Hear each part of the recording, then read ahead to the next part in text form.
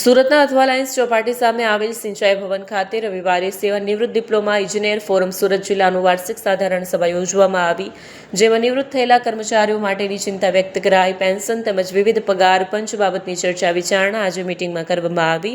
આ પ્રસંગે પ્રમુખ કુળદીપકભાઈ જતીનભાઈ શાહ સહિતના અનેક લોકો હાજર રહેવા પામ્યા।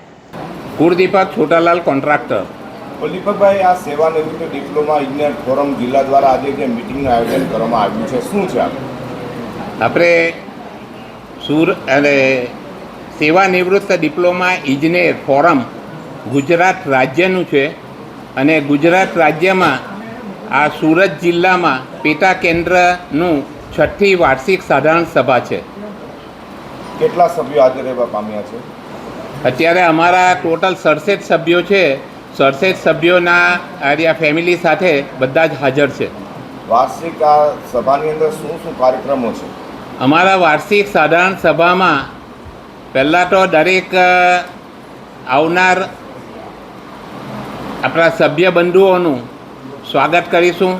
ત્યાર પછી આ વર્ષે એટલે 31મી માર્ચ સુધીમાં જેના 70 વર્ષ પૂર્ણ થયા છે તેમને પુષ્પગુચ્છ, એક ટ્રોફી અને શાલ ઓઢાડી સન્માન કરવામાં આવવાનું છે। સરકાર પાસે હવે તમારી શું માંગ છે નિવૃત્તિના? સરકાર પાસે અમારી માંગ છે તે 10, 20 અને 30, 10મા વર્ષે પહેલો પગાર પંચ, 20મા વર્ષે બીજો પગાર પંચ અને 30મા વર્ષે ત્રીજો પગાર પંચ આપવાની અમારી માંગણી છે। પહેલાં 12 અને 24 એમ હતું, 12, 24 ને 26, પરંતુ જેનું પ્રમોશન આવ્યું જ નથી અને તેઓને આર્યા 10, 20 અને 30નો ગ્રેડ આપવાનું અમારી માંગણી છે ને એને માટે અમે કોર્ટમાં ગયા છે। આજના કાર્યક્રમો શું રૂપરેખા છે? આજના કાર્યક્રમની રૂપરેખામાં પહેલાં તો દીપ પ્રાગટ્ય, ગણેશ વંદના, ગણપતિ દાદાની સ્તુતિ, ત્યાર પછી અમારા જે દિવંગત આ વર્ષમાં જે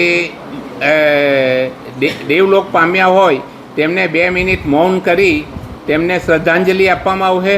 ત્યાર પછી આમંત્રિત બધા મહેમાનોનું સ્વાગત કરવામાં આવશે અને ત્યાર પછી પ્રવચન કરવામાં આવશે અને પ્રવચન કરી ત્યાર પછી દરેક અમારો હિસાબ રજૂ કરવામાં આવશે અને હિસાબ રજૂ કર્યા બાદ જે આ વખતે 10 આપણા સભ્યો છે જેના 70 વર્ષ પૂરા થયા છે તેને ટ્રોફી આપી અને સન્માનિત કરવામાં આવશે અને ત્યારબાદ ભોજન લઈ બધા વિદાય થઈશું।